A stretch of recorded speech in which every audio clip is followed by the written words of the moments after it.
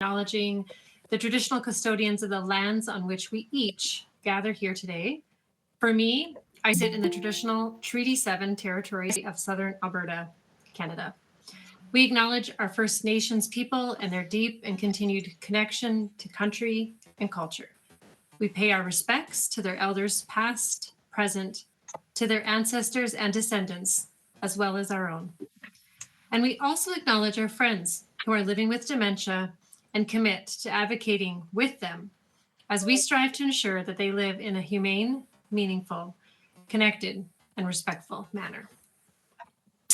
So for those of you who have never been to an Open the Doors sessions before, welcome. Open the Doors is for all of us, and it is a place where we can really express how we feel regarding changes that we feel are necessary in dementia and aged care or elder care. And it's also a place for us to showcase our work, allow us not to work in silos, but to work together. This is called an egoless platform. We are all global thought leaders and people living with dementia. We are carers, we are families, we are loved ones, we are innovators, we are designers of new models of care and many others to enable the tangible changes that need to be made in this space. Thanks, everyone. It's so nice to capture the moment.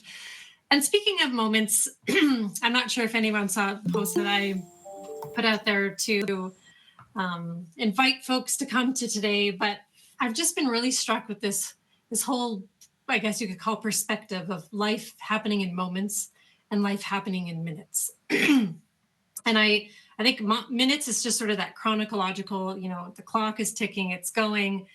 And then we have moments, and moments are like those kind of, I guess, aha moments where we gather together and it's almost like something magical happens. And I feel like when I'm here and I'm with all of you and we're doing this Open the Doors thing, that's when the moments happen. And so I'm just so excited for this moment to bring Moira to all of you, not only because she's a fellow Canadian, but she comes with a really unique perspective, and I'm really excited to introduce her to all of you. Because as you know, with an egoless platform, we really need to make sure that all of us are welcome. We're going to need more people from different domains to be able to get this thing done. Monique, you have your hand up. Was that an accident or is that on purpose? Just waving to one of the residents where I am. Okay. Hi. Yeah. I just wanted to make sure I didn't miss something. Yeah, all good. Okay, perfect. Okay, without further ado, I'll present Moira to all of you and then she can take over. So Moira Welsh is a Toronto Star journalist, and she is the Star's lead on a project called The Third Act, which challenges governments, policymakers, and institutions to improve the way we live in our later years. Moira is the author of Happily Ever Older, Revolutionary Approaches to Long-Term Care, and has written extensively on issues related to older adults, along with social justice, health, and the environment. She is also currently writing her second book, called The Astonishing Lives of Older Women in a World Meant for Money and Men. Moira has 3 national newspaper awards for the Toronto Stars and has been a finalist for the Missioner Award. All of her awards, and Moira, I can't pronounce them, so I'm not even going to try if I mess it up, one of them there. But they're all amazing awards in service of the common good. So without further ado, Moira, I'll just let you take it over and we'll come on this journey with you. Go ahead. Thanks so much. I was just saying that I've had some really fun conversations with Josephine over the years when we've discussed a wide-ranging series of ideas about ways to change the way we look at growing older. So I'm so happy to be here tonight. Since I published my book, Happily Ever Older, in 2021, a lot has changed. And at the same time, much has remained the same. It's fair to say that governments and large organizations can take years to transform traditional practices, if they ever do. But since the pandemic, what's become very interesting is that a great many people are awakening to new ideas for innovative ways to live in their later years. So my goal, I'm a journalist. My goal, leading the STARS Third Act project, is to explore new ideas and research. And I think one of the main takeaways from my research for my book, which quotes Dr. Al Power, by the way, um, is that people who are leaders in this field, this sort of world, are always evolving. And I've noticed that so many of them were not defensive about old ideas and the need to change, but always sort of said, no, we need to keep moving forward. And that I found that very inspiring, actually, because I had seen a lot of defensiveness in from some of the stories that and investigations that I had done. So I found it really, really interesting that the people who were sort of on the leading edge did not ascribe to that mentality. And always, as always, good ideas are evolving. And I'm pretty sure from my conversations with Josephine that many of you are already ahead of the curve. So some of us may eventually use day programs for those with cognitive decline, or we might need nursing homes. In Ontario, where I live and work, the majority of people who are going into nursing homes today are very vulnerable with multiple chronic health conditions and often dementia. Nursing homes are no longer a place where you can say, I think I'll go to the nursing home now. You don't have a chance of getting into one. Not that many of us want to end up that vulnerable, but we have a very long wait list in Ontario, and you have to be very medically compromised. But the reality is that a lot of people, especially since the pandemic, are saying that they want to stay in the community. So they're embracing new programs with evidence that shows they can help people remain healthier and therefore independent um, for a longer period of time. Although I have to say those options are still quite new. So much more work needs to be done in that area, but they're super interesting. The reality is that we need both. We need new philosophies for the way people are treated, people live in nursing homes, and we need more ways to get supports into the community. And in some cases, I've seen that operators of retirement and nursing homes are now doing a lot of outreach to the communities where they work and live, and that's really making a difference for people who would not otherwise have access. So let's explore what has changed from a journalist perspective. What is the same and how both can be improved, including the growing idea, as I mentioned, about this outreach from organizations that offer nursing home care. So I'm just going to say take a moment to talk about words so we all understand each other. In Ontario, where I am based, nursing homes, we mostly call them long-term care. And the non-nursing staff, so to speak, those who provide the most basic care for people in the homes are called personal support workers. But if that comes up, I will do my best to refer to these very important people as frontline staff, because I know many jurisdictions have different terms for that job description. And if you read my book, you'll know that I started in 2018, my research, and I traveled across North America and into the Netherlands to meet people who brought a new approach to nursing homes, to day programs, or ways to remain in the community. Many have been doing this for years, as I mentioned, always evolving, always changing with their understanding of how we can live in our later years. And yet, I still see homes that have narrow hallways that look like storage equipment or storage spaces for equipment. They're not warm or even remotely welcoming places to live. Even homes with a good reputation, you will still see in those homes people lined up in wheelchairs, heads down, asleep, or staring at the floor as if they no longer exist. And this is what they do for hours at a time. And all of which brings us to a subject that I've found quite interesting for a podcast that I'm currently working on, and basically it's ageism. In many ways, it is the built-in ageist views of society that has enabled the institutional models of care. And given that the majority of nursing home residents are women, we can add sexism to the mix as well. In Canada, most of us didn't really think about this until the pandemic exposed us to the fact that ageism is entrenched in our society, in the policies of governments and institutions. In the worst of circumstances, it is deadly. An American author and professor named Tracy Gendron wrote a book called Ageism Unmasked, which I highly recommend. It's absolutely fascinating. And she said that during uh, the Industrial Revolution, the homes for the poor, or the almshouses as they called them, slowly transformed into, and I quote, homes for the elderly, end quote. She went on to say that we slowly began to view older people as others, weak, irrelevant, and separate, people who were housed away from the rest of us. And for the many good people who work in this field, these are hard words to hear. But historical perspective can help show where systems come from and how new ideas can change where they're going. To that end, there is discussion about ways to bring the outside community into a nursing home. The original concept included daycare programs, often for staff. But there's a really neat idea that's actually been around for a long time. And you can find that in a home called Sherbrooke Community Center in Saskatoon.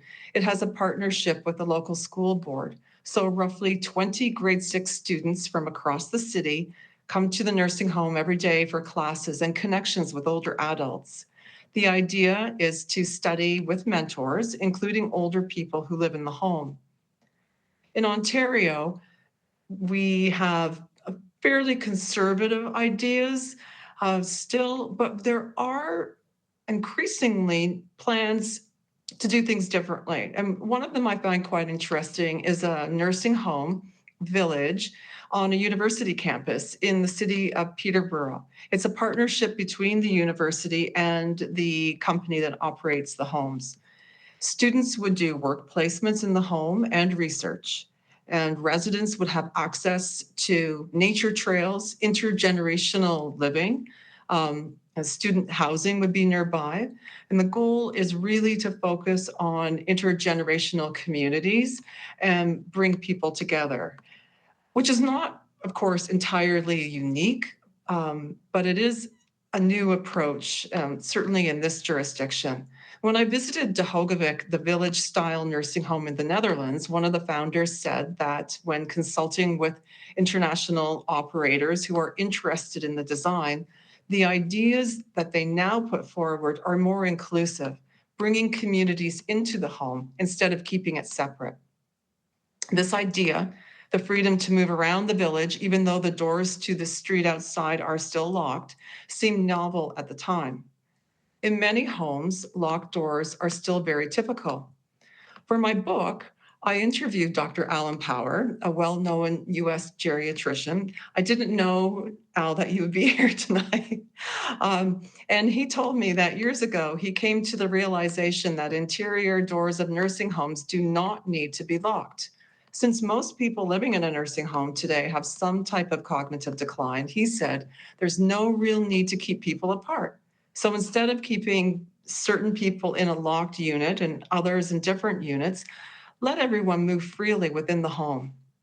Just like De Hogevik gives people the freedom to walk through the village as they please, my understanding of what Dr. Power was telling me was that the same options should be available to those living inside the more typical homes, creating a more normal existence with freedom of movement in smaller households can be incredibly calming, especially for those with cognitive decline.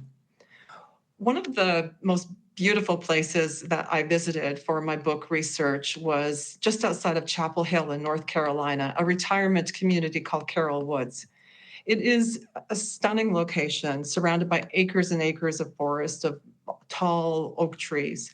And Carroll Woods has a very strong philosophy which focuses on inclusion, the rights of people living with cognitive decline to be included in everyday life.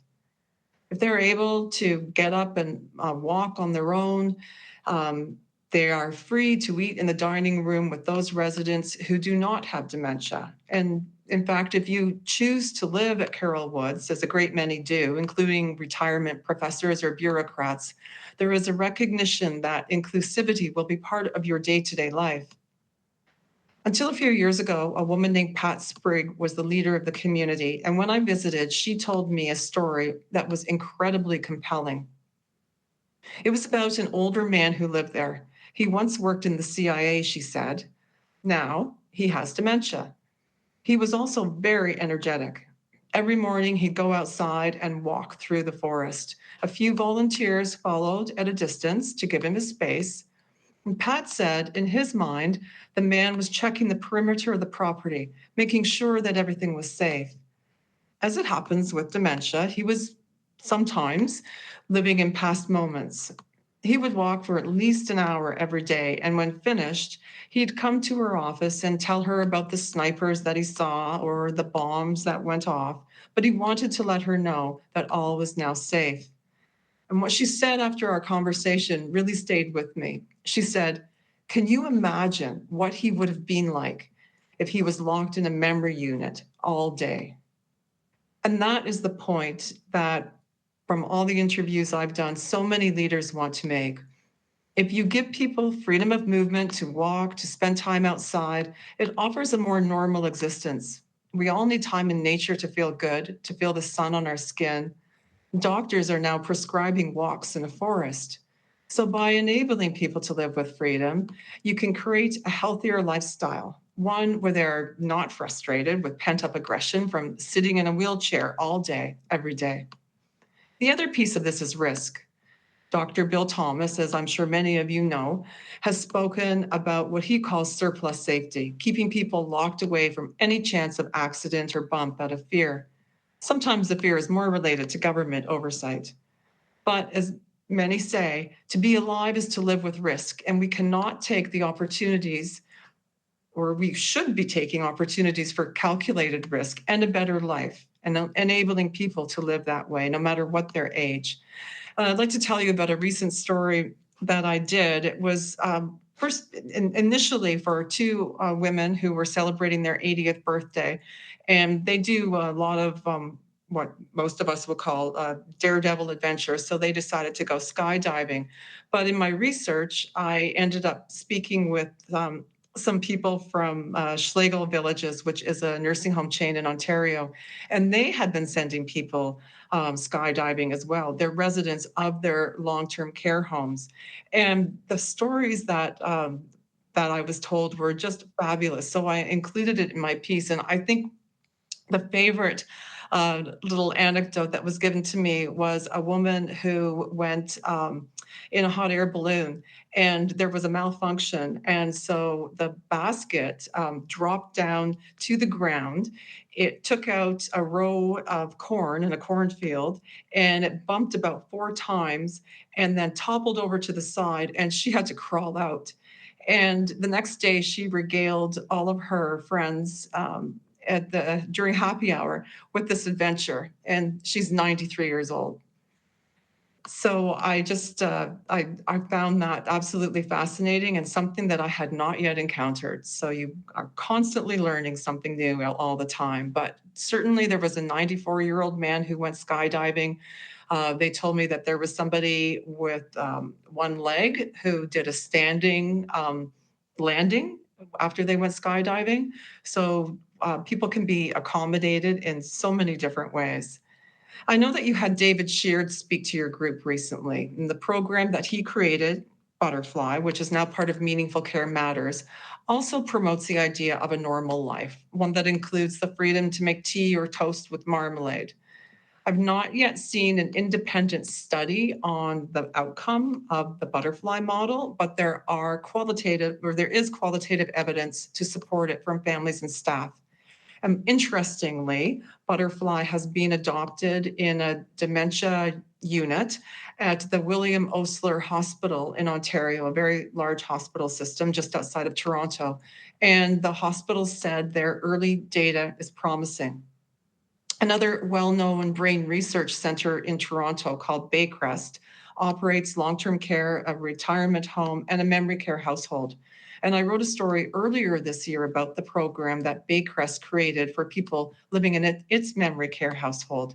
Again, it focuses on a more natural way of living with a flattened staffing hierarchy and an in-depth focus on resident health updated every few weeks, examining, for example, the senses, including hearing and eyesight, for any changes that could impact or show advances in cognitive decline.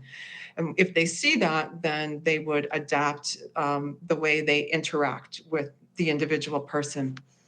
Its staff are doing an in-depth analysis on the outcomes. But what I find interesting is that the possibility that these ideas will improve the lives of people living in the homes now appears to be more widely accepted, certainly in Ontario, and particularly with the goal of studying what supports people to further improve ideas.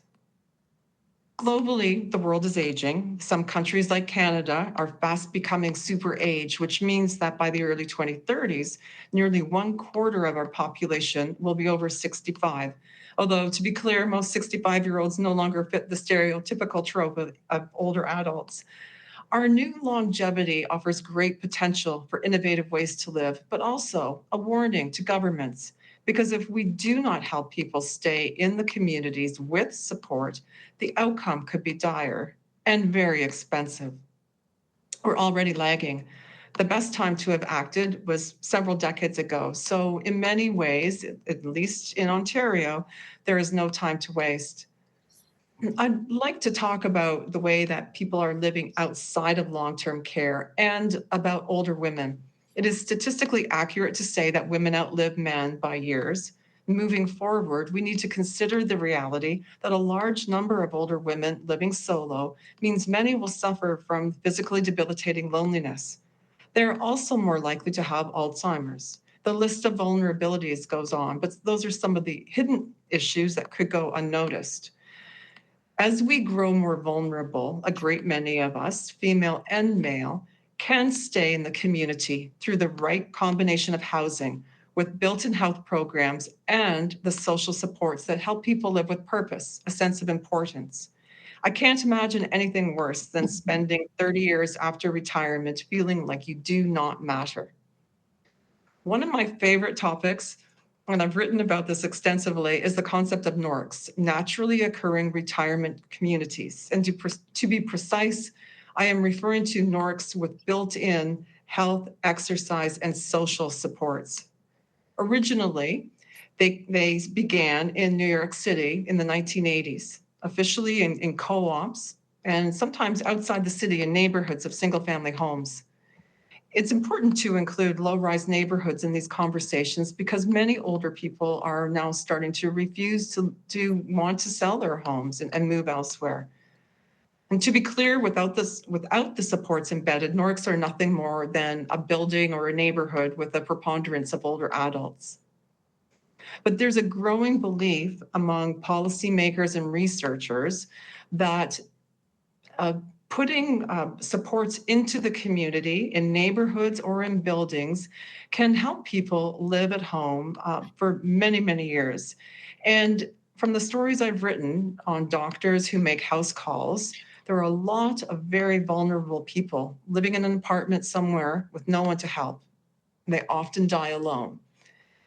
And that is terrifying to a lot of people, obviously. But certainly, when I was working on a story with this organization called House Calls in Toronto, I remember driving down the main street in the city of Toronto, Yonge Street, with a doctor, and she looked up at the windows of the apartments and condos we were driving past. And she said, "I wonder how many older people are in there who have no one, and I have no way of knowing them or no way of reaching them." So for a star story in 2022, I went to New York City to visit the co-ops on site and found that their services are very similar to services that you might otherwise see in, for example, supportive housing for older adults.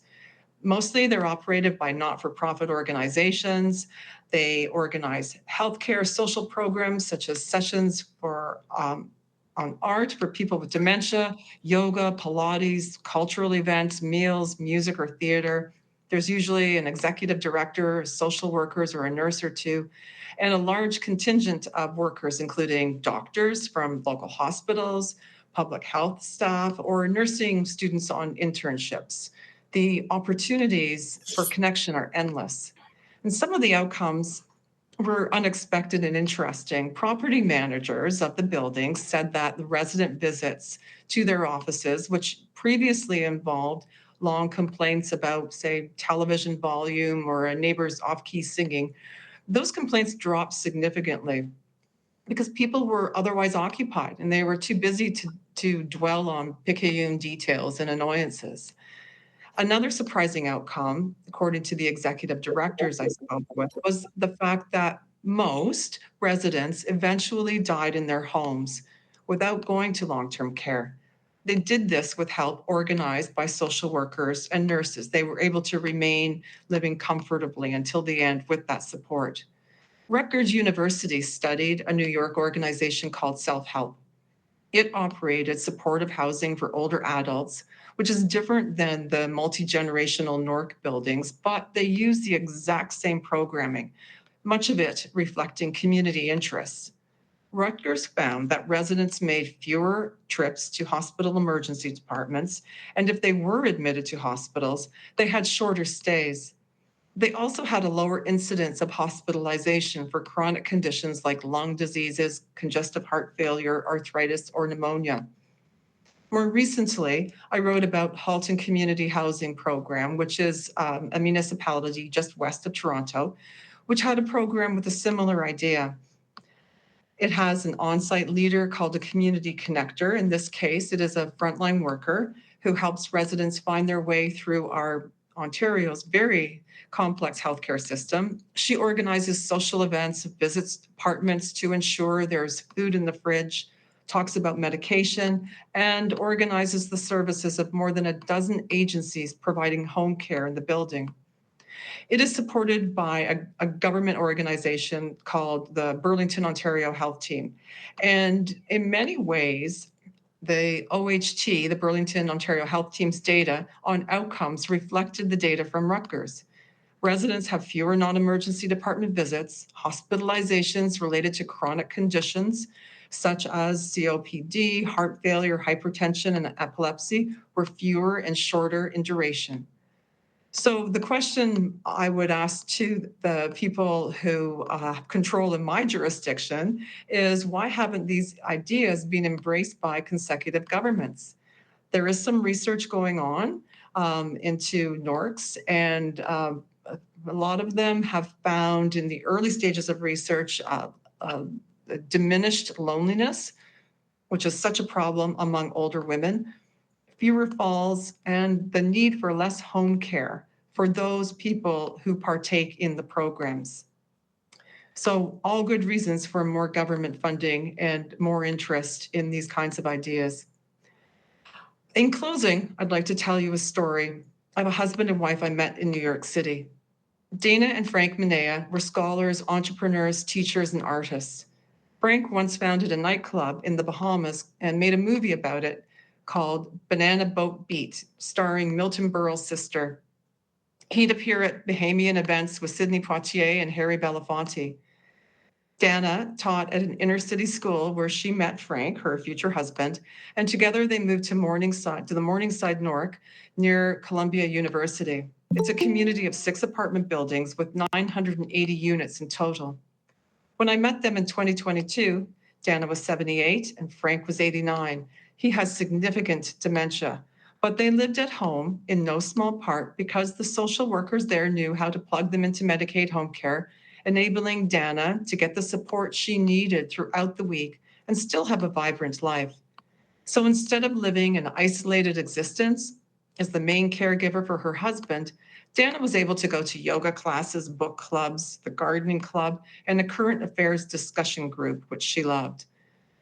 All of this means with these programs, a great many people can live at home, often until the end of life. Dana emailed me a year ago to tell me that Frank had died at home. And I asked how she was doing. She said, well, as you know, the support from the community is outstanding. Dana will miss her husband, but she won't be alone. Thank you. Thanks, Moira. Honestly, I feel like there's so much. You've just expanded sort of, I think, we often talk about aged care and what's happening in homes, but I mean, there are so many people to reach and so many people inside living alone, different buildings, communities, and they really, what it comes down to that I hear often when we speak with each other is the inclusive part, being with the community, in the community. So no one's ever forgotten, no one's ever alone. Yeah, which is so key and essential. So I did lose power for a couple of minutes, and that means I am not able to see the chat. I do remember one question though, and that was the last one. And then if someone can help pick me up from there, that'd be great. Moira, you referenced the university that's doing the intergenerational work in Peterborough. What was the name of that university? Trent University. Trent University. Okay. And the company that has the nursing home is called People Care. Okay. There we go. And I mentioned Schlegel. They are the ones who have the wild 90-year-old residents who go skydiving and climb around the CN Tower, which used to be the largest structure in the world, and I think is now the second largest. But or fall out of hot air balloons. Yeah. Oh goodness! And the doctor, you were talking about surplus safety. What was the name of the doctor? You talked to Dr. Bill Thomas. Bill Thomas. Awesome. I'm putting it all in the chat, Josephine, and there's no other questions except for a comment asking, has anyone done studies on the effects of learning disorders on seniors and their care? I have never heard the two issues discussed together. That's more of a statement, like asking the group, I think. Moira, does that resonate with you? Do you have sort of a... No, I'm sorry, it doesn't. It actually makes sense if you think about it. If they're asking about neurodivergence and aging and how that might impact people's lives. But I have not done a story on that, but I think I'll ask around about that idea. I mean, like the thing is, if you've got questions about, have you seen this? Have you seen that? What's the impact of this? I mean, Moira's got stories to tell. You can tell she's a storyteller because she writes stories all the time, which is kind of the beauty of having that perspective, right? As a journalist, Moira and I when we were talking last week, I said it's an interesting perspective to bring to the mix because you've just sort of bounced around and been able to talk to all these different people doing all these different things. And so there's a wealth of story and information and knowledge that, you probably didn't even share because you only had 20 minutes, right? Yeah. Well, I'm happy to, I had 20 minutes and I packed it in for you, Josephine. Yeah, absolutely. And then the other thing that we haven't really discussed that I don't know if people have questions around is just sort of the perspective on women and specific older women and women with dementia.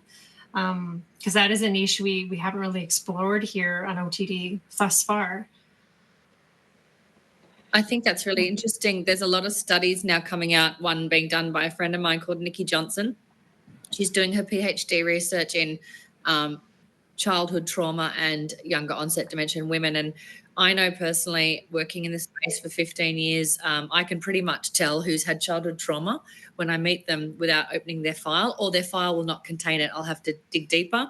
So I would really like to see a body of work over the next decade on the effects of domestic violence, young abuse, war, and the prevalence of women seem to be more exposed to getting younger onset dementia. They get it harder, they get it faster, and they're often gone in a few years. So I do think there's a really big, strong connection to the brain having to cope as a younger person, And same would go for men going through wars and things like that. But the women seem to get hit harder. Maybe it's because we hold on to our emotional reserves, we carry a heavy load, or we absorb trauma. But it's so fascinating, and not enough is done. We just think it's frontal lobe dementia, but it's often got a very long history of some kind of early exposure to some traumatic lifestyle event.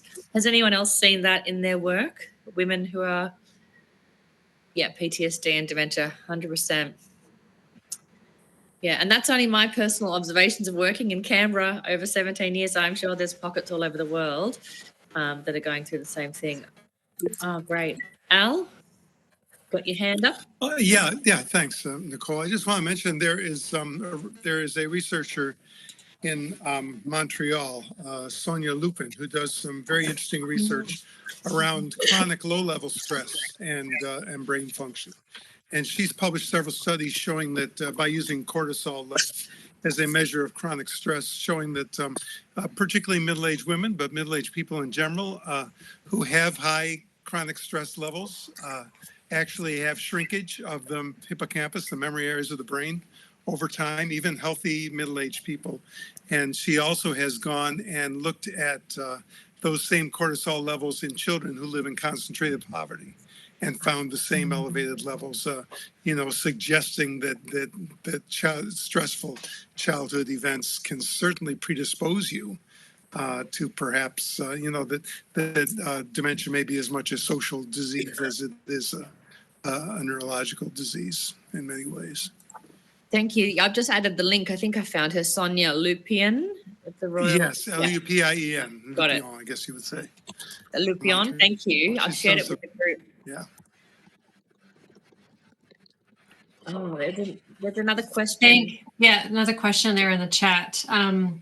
Just wondering, any studies about family support in intergenerational living, including education and possibly funding? And then just a comment to follow the question with another question, that community support is excellent, but isn't family, being the nuclear unit, have a role in this aspect? Is that for me? Yep. In terms of, yes, absolutely, the family 100% does have a role in it. So when I talk about NORCs or supportive housing, these are independent homes where people are living, but they have the built-in supports into the building. So if I was living in one of those homes, my children, I would fully expect that they would come and visit me as often as they could, but I would have the professional knowledge of the people who work within the NORC system, so to speak, to rely on, especially for issues like navigating healthcare systems. I mean, ours is incredibly complex. Even people who work in the system are at their wits' end sometimes when they're dealing with older parents. It's a real struggle and very emotionally upsetting to people, which causes a lot of stress, obviously, on families. So the supports that are built in are really meant to help people with day-to-day social activities, ensure that their medication is taken properly, and so on. But that doesn't negate the family's role at all. And then, thank you, Moira. And then to follow up with that too, AMK's got a question with regards to outcomes when older friends and family have a family caregiver 24/7. If there's any are there any outcomes? I think AMK, I'm not sure who AMK is, but if you want to. It is. Thank you. Okay, perfect. Ask Thank the you. question voice to voice. There you go. Thank you. It is AMK. I appreciate that. Thanks. I was I apologize. I was about 25 minutes late into the call, but I'm just wondering if Moira had come across or had the opportunity to do any research about the outcomes in terms of, she mentioned how fewer visits there were to ERs and the better outcomes for chronic illness when people have social supports. But what about any studies or stories that have been done about outcomes with folks that have full-time caregivers, which I am for my mother, and I am 100,000% sure that I have saved our healthcare system a significant amount of money over the past 4 years. Yeah, I'm sure you have, and I've heard that from so many people. I think that this actually a really interesting idea. I haven't seen any studies on that. I've no doubt that they exist. Often journalistically, what we look at is caregiver exhaustion, and we certainly have in our jurisdiction. We have challenges with home care. So the number of hours that you might have someone come and support you, a frontline worker, come and provide some respite care so you can go out and do grocery shopping, for example, depending on how intense your caregiving role may be. I know a lot of older spouses care for each other, so there's a real struggle around that. So we've certainly journalistically focused more on that piece of it, but there's absolutely no doubt that family members keep, I should say, I mean, I don't want to be over dramatic here, but keep society moving forward, and keep our healthcare system moving forward. That is absolutely 100% true. I know. I think the last stat I read that in Canada's we save caregivers, save the Canadian government $8 billion, something like that. It's really high here. So, and the other. Sorry, Go ahead, there is a study, out of the National Institute on Aging at Toronto Metropolitan University, and they referred to that. And they're also talking, it was also sort of a cautionary tale because they were talking about the fact that caregiving, based on their study, there will be fewer caregivers in the future to look after people. And fewer paid caregivers, fewer unpaid caregivers, which is something that the healthcare systems will need to grapple with as well. Yeah, absolutely. I've just added a book link. I saw Michael Verde's talk recently, and I devoured this book. It's by Emily Kenway, sorry, and it's Who Cares? The Hidden Crisis of Caregiving and How Do We Solve It. Such a fascinating read. Couldn't put it down, so I put it in the link. Highly recommend it, and it really deep dives into the issues that you're just briefly mentioning now. Might even be good to do a whole session on one of these topics, really, moving forward. And she also talks about basically using people from cold workforce as slaves and how we got there and ageism. And she has a very unique perspective because she's talking from the role of a daughter. She might even have a journalistic background as well. I can't quite recall. But very, very interesting read, deep diving all of those women's issues, the multicultural issues. So I've chucked it in the link. I think Vicky Kane had her hand up before. I don't want to not acknowledge that. So, Vicky, did you have a question, or am I dreaming that? No, thank you. No, it could be your worst nightmare, but no, it's not. I'm ready. I like nightmares. Let's do it. So I guess, we were talking just very quickly about, PTSD and so forth. And I think it's really important that we look at that moving forward, especially for our women coming into aged care with dementia. And often what I see, and I'm very focused on it for lots of reasons, but I always say we've got a hidden group of domestic violence victims in aged care who haven't come out to their loved ones, and their children don't know. And I see multiple times where we see these quite complex needs related to trauma that, I'd love to see more research done on that, on the numbers coming in and what are we doing about it. Yeah. I think that's a great future topic. And we have some connections with folks right in that space that are researching exactly that, how trauma impacts even the diagnosis of dementia as well, not necessarily, and furthermore, how it shows up later on. And the one other thing, just as the Q&A kind of comes to an end, when you very first started, Moira, you started talking about, the ageism and the views that have caused our current status. And I wanted to just bring that up briefly and get your perspective on how might that influence how we move forward with a movement like Open the Doors? Because I'm just thinking about that in terms of, if we can get deeper into what the things that may have caused our current status, would that maybe give us some keys or clues to how we can, change it? Yeah, I think, the cliche is that we learn from history so we don't repeat it. So I found, I really did find, I actually have it right here. with lots of sticky tabs on it, Ageism Unmasked. And I found it absolutely fascinating. When your brain just feels like, wow, I've learned so much from reading it. But I do believe that once we recognize that these ideas are sort of entrenched from these old systems, like the almshouses, the poorhouses and so on, it gives us a different perspective. I know that people, I don't want to say that nursing homes are, like the poorhouses of yesteryear. I think hopefully we've all improved significantly since then. But certainly, even the way that like if you look at ageism from the perspective of a woman, and we get back to women's issues, because there are predominantly more women outlive men, so more women in nursing homes. If you look at it from that perspective, ageism and sexism, even medical research on older women's bodies.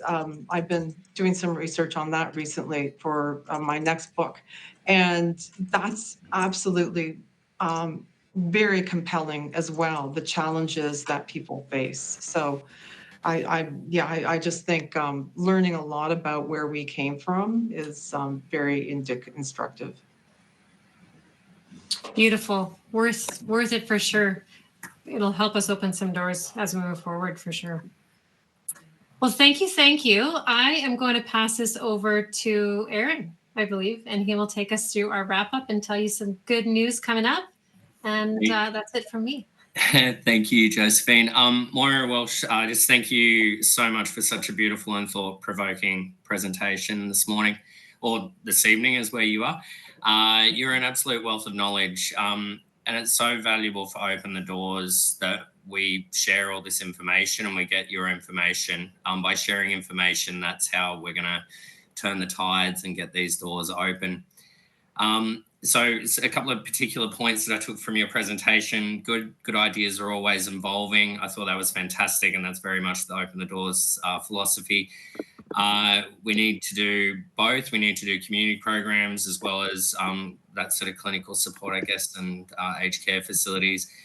Ageism is entrenched in our society, and I think we all very much agree on that. It was so fascinating to hear all of these amazing programs and different ways of remaining in the community and allowing people to live in the community and continue with their regular daily lives as much as possible. I think it was fantastic.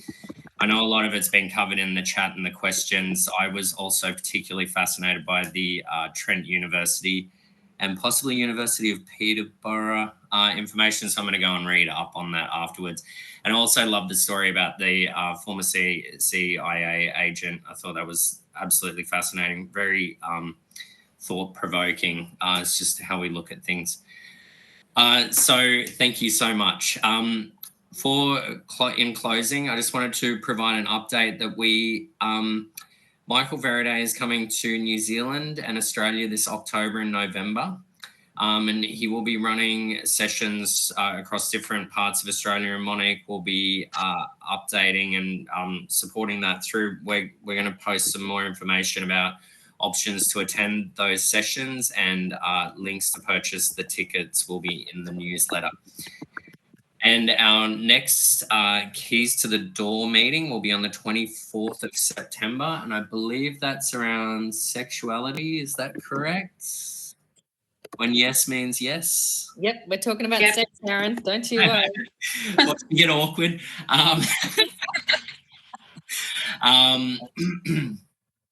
And then our actual next global Open the Doors session will be on the 22nd of October, and that will be with Vicky DeKirk from Validation Therapy and Aran Avi, Hands on Dementia. The exact times will be posted a little bit later on when we just get those sorted. That is it for the wrap up. Thank you so much, everyone. Thank you, Aaron. Thanks for the amazing wrap up and Josephine for moderating today, and we'll see you all in a fortnight time to talk about sex, Aaron's favourite topic. And we'll have some great panel members, some that I met at the Hammond conference. We'll try and get a sexologist on board, Gwenda Darling, who talks about sex in dementia so well, and it should be a really interesting session. So we'll see you for Yes Means Yes in a fortnight. Thanks, everyone. Thank you.